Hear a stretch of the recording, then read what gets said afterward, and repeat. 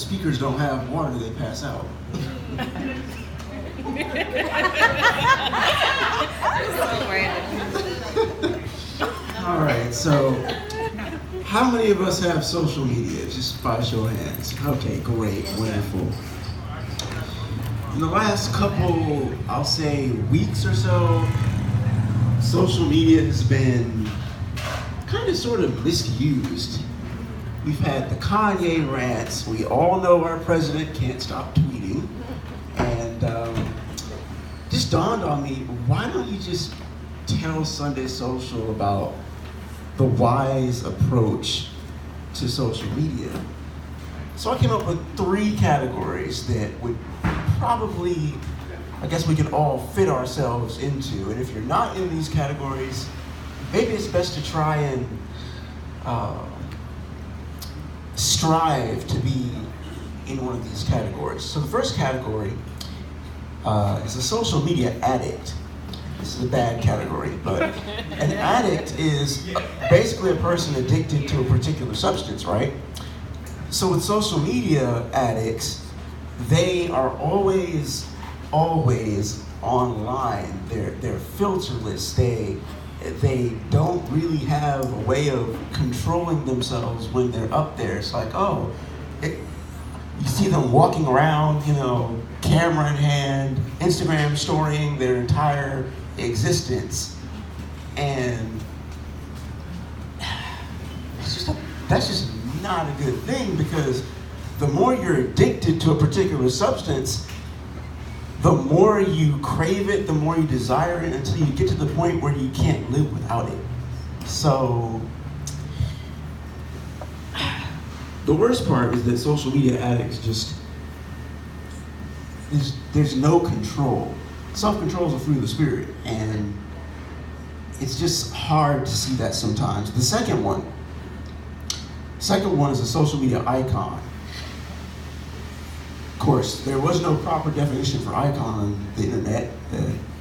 I had to look up what a symbol meant. So a symbol is an act, sound, or an object having cultural significance, and the capacity to excite or objectify a response. So in this case, social media icon would be someone like Camden or Rihanna, who, yes, I put Camden. Hear me out.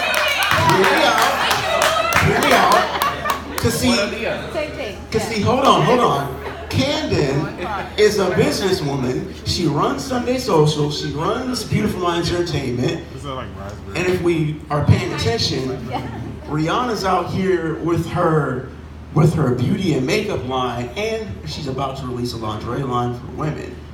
That's a good use of that's a good use of social media, because when you're business savvy, you understand the importance of separating your business persona from your personal, unless you blend it together, like Camden does.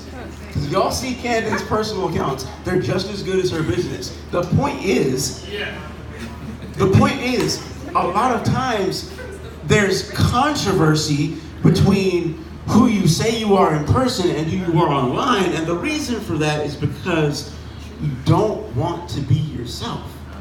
You just want to hide who you really are on the internet and be someone else in person. That's called being a hypocrite. Okay. So, yeah, the last piece, don't worry, I'm gonna go quick. The last piece is just being a social media witness.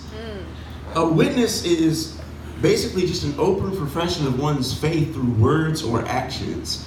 I'll never forget this. I'm not going to throw her out there because she's not here, but I know a young lady personally who has a very Jesus-saturated Instagram.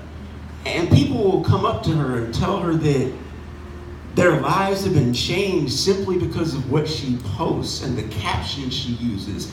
Everything has to point to Jesus, scriptures, God. And when I heard that, I was just like, oh my goodness.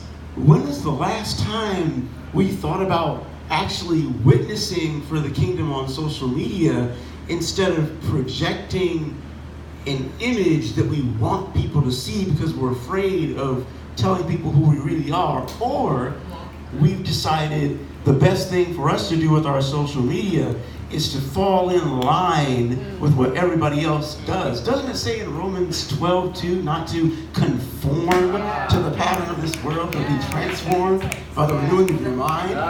That means that your mind has to be completely turned around from the way the culture moves, thinks, breathes, and behaves in order for you to be a witness to the gospel. So, the last thing I want to share is a quote that I found. It's from Noah Smith. Oh gosh, I have to turn the Wi-Fi on. He published an article about social media being the new opiate of the masses, opioid addictions and stuff like that. This is what he had to say, and I quote, "Whereas once the internet offered an escape from the real world, now the real world is a much needed escape from the internet." Oh, wow. It's so real because we spend so much time Instagram storing our lives instead of impacting lives. When was the last time you thought about picking up the phone and calling someone just to see how their day was? Alexa's right in front of me. I love Alexa so much. I will call Alexa, text Alexa just off the random to see how she's doing. Not just keep up with her online, not just watch her Instagram stories, because that's how real community works. Yeah. That's how things are supposed to be in life.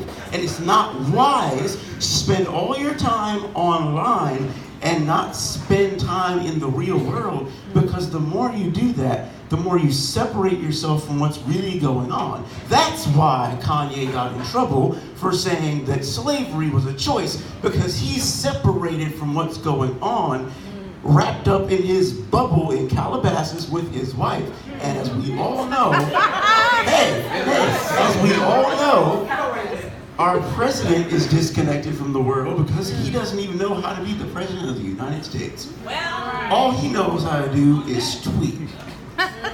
It's so sad. So that's pretty much it. I just want to come on here and just say, be wise with your social media usage, because social media can destroy your friendships, and worst of all, it's Mental Health Awareness Month still. Social media can destroy your mental health by making you think that your life sucks compared to everybody else's life, because what they're projecting seems like perfection, but in reality, it's worthless.